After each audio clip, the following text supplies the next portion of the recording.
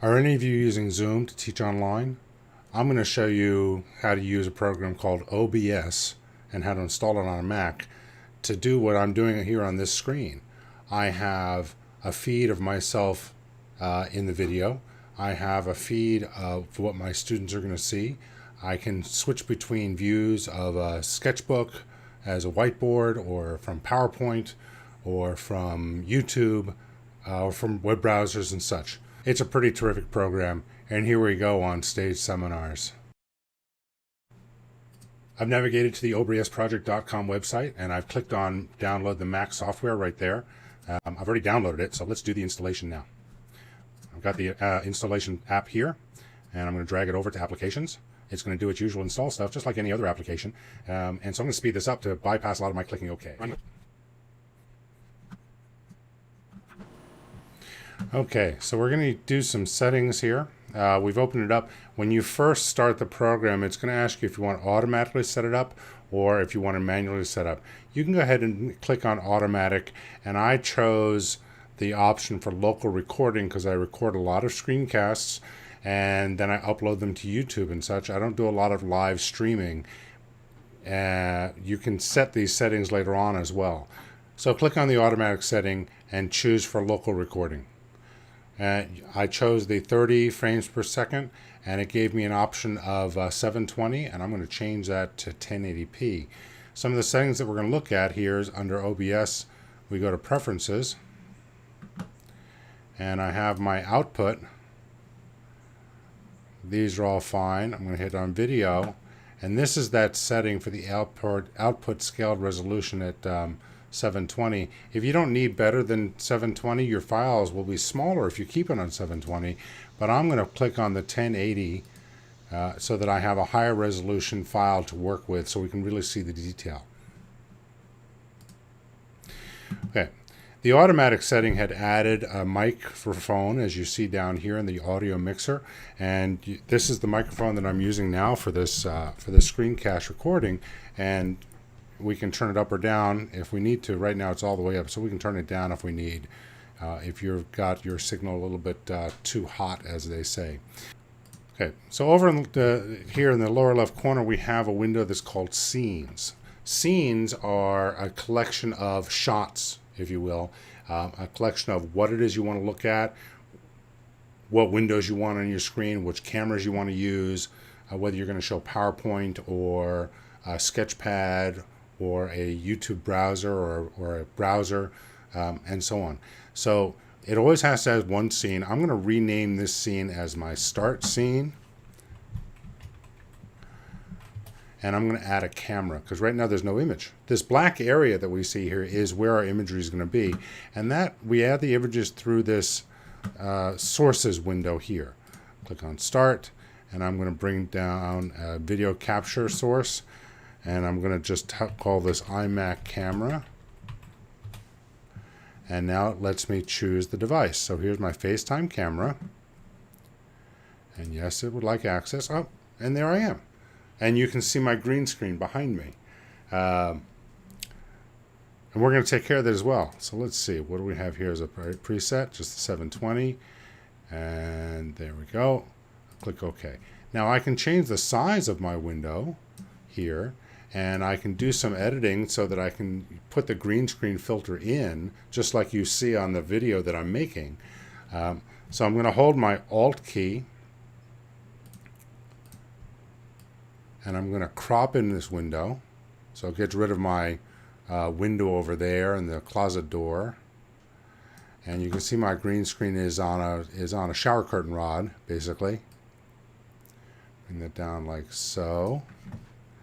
And bring this one in like so, and bring this one up here like so, and there we go. So now we've cropped it in a little bit, and over here in the iMac camera here, I'm going to click on Filters. I'm going to give it a filter effect of chroma key. We can just leave it called chroma key. You can name each one, and as you'll see here, it's gotten rid of the green. And you have a bunch of adjustments that you can use if you have a little bit of a green halo around your head, as you can see up here. So I'm going to make that a little bit tighter. Anyhow, you can play with these for a lot of different effects to get rid of the green behind you, and you can use different color. There's blue, magenta, and a custom, so you can choose whatever custom sheet you're hanging behind you. So there's the green screen. Okay. We can put a background behind me if you want. You can do a lot of things. So I'm just going to do this as my talking directly to the camera pose screen, and let's make it nice and large. And you can feed this into your YouTube video or into your Zoom video as well. Let's add a new scene. So add, and I'm going to make this one, I've already done the single camera. Let's make this camera, well, we'll call it web browser.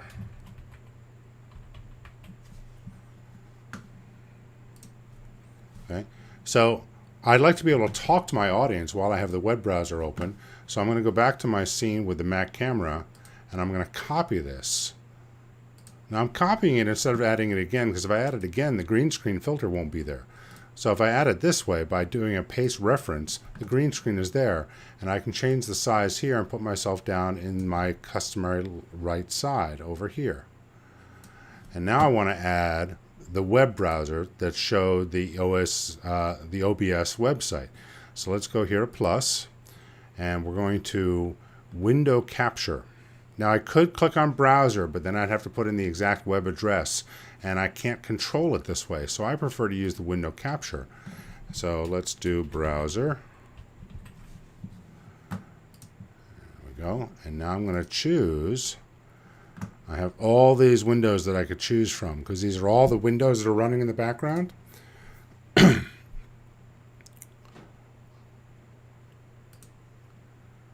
And we have Google Chrome. Here we go. Google Chrome, open OBS software. So there is the web browser that I had open.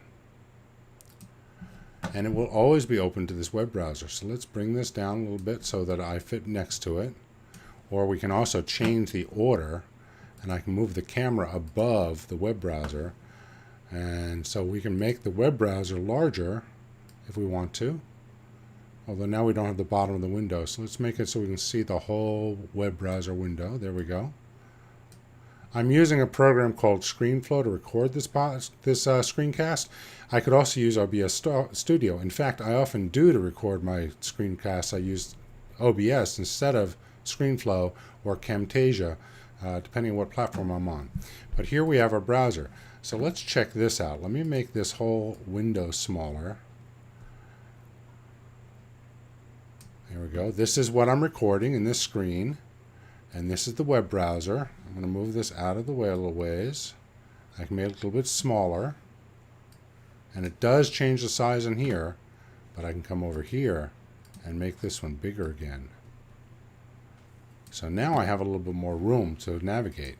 Now see what I'll do over here is I can say, well, let's go check out the home page. Or let's scroll down. And you'll see that my audience is going to be seeing what I'm looking at over here. Okay, and I can click on different things. Let's see if we can do, there's lots of different languages down the bottom. I can click on different things there. Let's go to YouTube. So this is awfully handy, is that I can browse a YouTube video. And I can even play the YouTube video if I want to. So that's how you can use OBS to incorporate a web browser. Let me start Keynote in the background.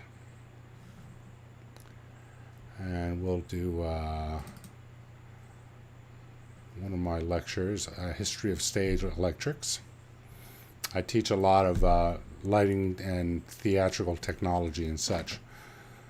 So here we go. There's my, so this is on my Mac screen, and this is Keynote, aka PowerPoint. And here I'm going to add another window. So for scenes, I'm going to right click on scenes. I'm going to duplicate this one, and I'm going to call this Keynote. The only reason I'm duplicating is so it already has the camera in it. I don't have to do that copy thing again. Now I'm in this one. I can delete this browser. Yes. And I can add another window capture. And this time I'm going to type in Keynote and choose Keynote here. Let's see, Keynote, Keynote, Keynote. There it is. Okay.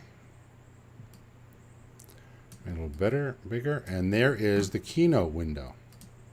Now if I want to start the slideshow, it takes over my whole screen.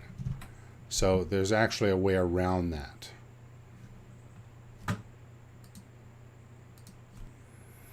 We need to go up to play and tell it to play the slideshow in a window rather than take over the whole screen. So there's the window, and there's the slideshow. So now I'm playing it in a slideshow window, and I can be over here and I can click, and I can keep on clicking, and there is my slideshow.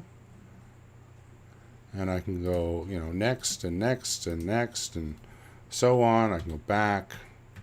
Let's go next a few times.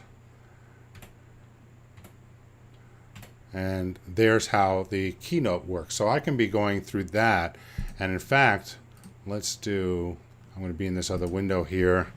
History of stage lighting. Let's pick this one here. And so this one is waiting for me to play.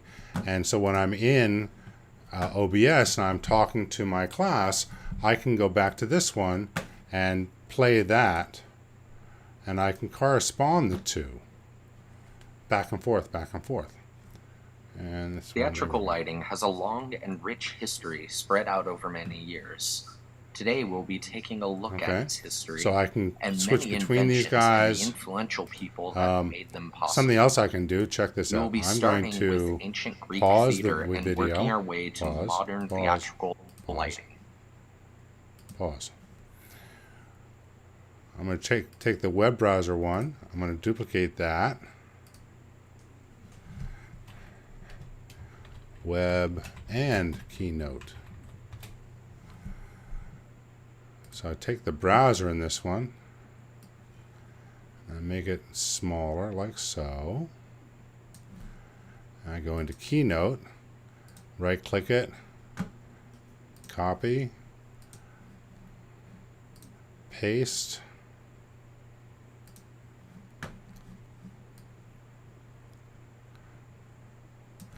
move that to the back.